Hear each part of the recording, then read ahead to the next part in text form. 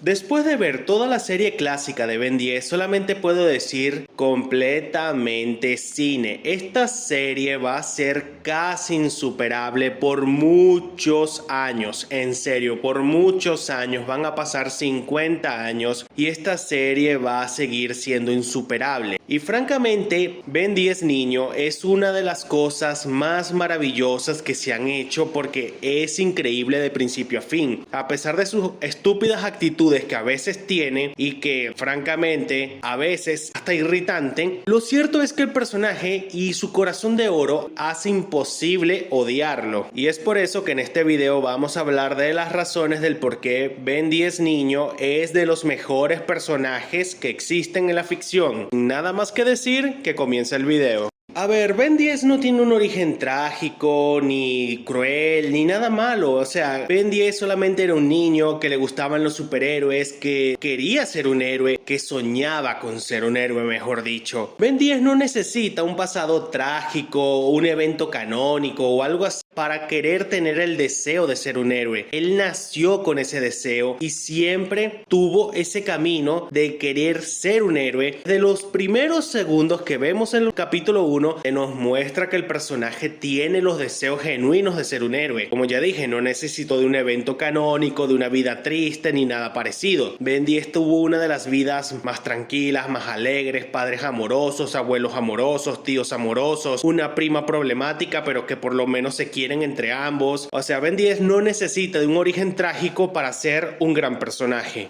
Creo que lo único así que podríamos decir que el pasado de Ben 10 tuvo algo de malo fue el bullying que recibía de los perdedores de Cash y JT. Pero solamente era eso, era bullying, y Ben, a pesar de que supuestamente les tenía miedo, él nunca tuvo el miedo para encararlos. Él siempre les plantó cara y les decía sus verdades en su cara. Incluso les dio una cucharada de su propia medicina más de una vez. A ver, Ben desde los inicios se nos dejan claro cuáles son sus gustos. A él le encantan los videojuegos, les encantan los cómics, los mangas, las historias de superhéroes, todo lo que tenga que ver con superhéroes, y es alguien con quien nos podemos identificar porque en muchos capítulos vemos como Ben demuestra que a pesar de querer ser un héroe, él no deja de ser un niño, como en el capítulo 2 cuando ve a un niño con tarjetas de Sumo y este se acerca a preguntarle con emoción, algo que hubiéramos hecho nosotros estando en la misma situación y si fuéramos niños, claro. Y es que a lo largo de toda la primera serie, incluso más adelante, vemos como Ben todavía le da prioridad a sus gustos personales, a los videojuegos, a los cómics, de vez en cuando lee un manga y así sucesivamente. O sea, Ben 10 tiene gustos como tú y como yo. Él no vive en torno a ser un héroe, él quiere divertirse, él quiere pasarla bien, hace su trabajo heroico pero no descuida lo que le gusta y sus gustos personales como tal. Responsabilidad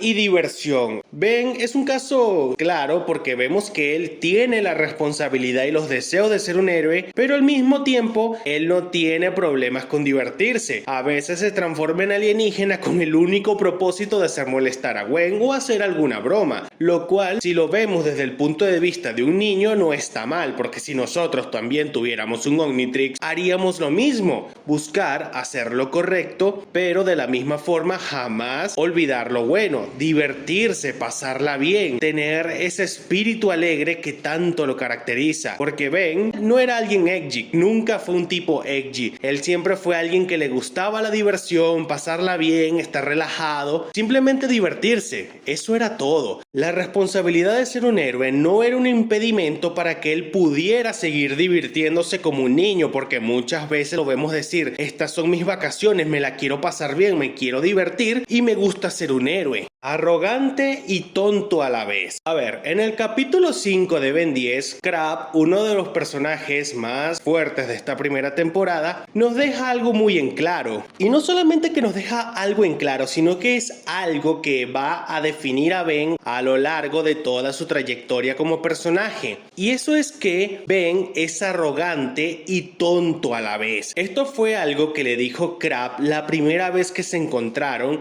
y Ben se lanzó a pelear contra este. Crab le dijo que era arrogante y tonto a la vez. Y esto es algo que, si lo vemos desde cierto punto de vista, es literal. Ben 10, tanto en la serie clásica, Alien Force Ultimate Alien, incluso en Omniverse, él sigue esta definición: ser arrogante y tonto a la vez. Porque muchas veces Ben peca de arrogante y terminan pasando cosas malas y tiene que arreglar su desastre. Es que no solamente es arrogante, sino el exceso de confianza que poco a poco va adquiriendo el personaje. A medida que mejor sabe utilizar los aliens, él se llena de más confianza a la medida que derrota más villanos, incluyendo al dúo de villanos que son por lo general los villanos supremos de Ben 10, que son Vilgax y Fantasmático. A medida que Ben los derrota de manera frecuente y por tener el guión de su lado, él va agarrando esa arrogancia de que puede vencerlos si les da la gana cada vez que se encuentren. Pero si somos honestos, la mayoría de estos encuentros Ben gana por guionazo. Pero ese es el punto: Ben es arrogante y tonto a la vez, a pesar de no ser literalmente idiota, porque Ben se ha demostrado que es muy inteligente. Lo cierto es que la arrogancia lo ciega y lo vuelve un personaje muchas veces, como ya dije, la arrogancia hace que cometa errores. Solamente vean casi todo lo que pasó en la temporada 3 de Alien Force y al inicio de Ultimate Alien.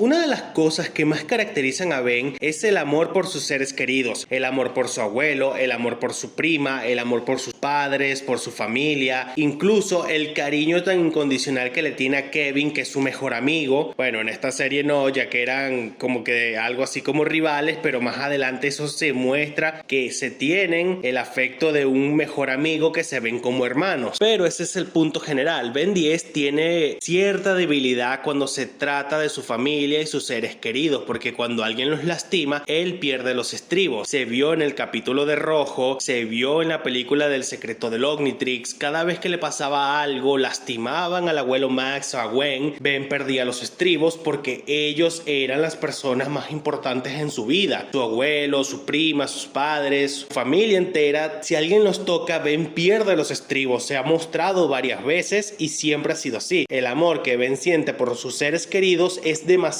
incondicional. Ben 10 tiene algo complicado cuando se trata de sus villanos, pero vamos a enfocarnos más que todo en la primera temporada. Al principio, y bueno, las veces que vimos a Vilgax, él como tal no veía a Ben como su rival máximo, como su mayor amenaza, como su principal enemigo. Muchas veces Vilgax se refería como su mayor némesis al abuelo Max. En la segunda temporada, en el espectacular capítulo Los malos están de regreso, Vilgax en un momento le dice a Max: una vez que tenga el Omnitrix, lo primero que haré será matarte, Tennyson, demostrando que a Ben no le importaba mucho Vilgax. Por otro lado, tenemos el caso de Fantasmático, que podríamos decir que este fue el villano que más afectó a Ben a nivel personal, porque incluso Ben tenía ilusiones sobre este, que lo estaba persiguiendo y acechando. Fantasmático puso a Ben en una encrucijada utilizando a Gwen como rehén. Aunque bueno, Fantasmático pecó de arrogante porque muchas veces pudo haber acabado con Ben y simplemente no lo hizo. El caso de Kevin es algo parecido porque empezaron siendo amigos, pero como Kevin tenía problemas en el cerebro debido a la absorción de energía constante, la verdad es que pudieron haber sido amigos desde el inicio, pero el problema de la absorción de energía y no poder controlar sus emociones,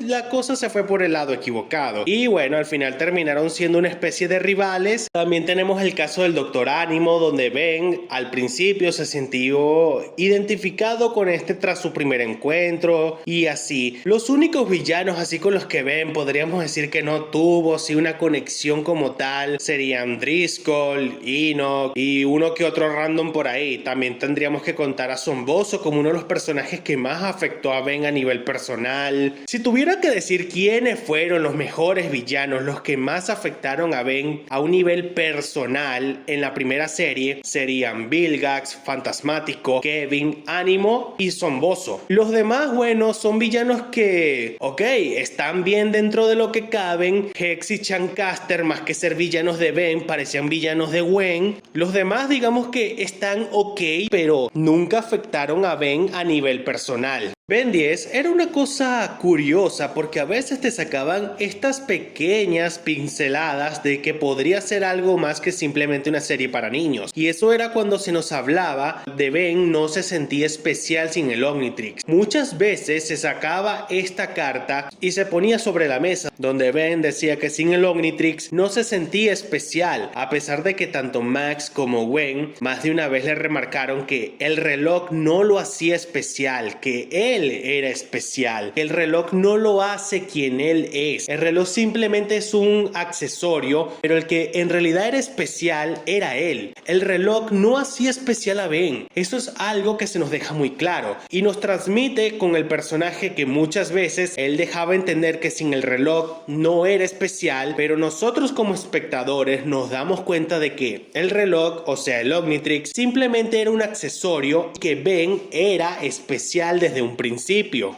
Muy bien, hasta aquí el video de hoy. Si te gustó, dale like, suscríbete, deja un comentario, recomiéndame qué clase de videos te gustaría ver y nos estaremos viendo en un próximo video.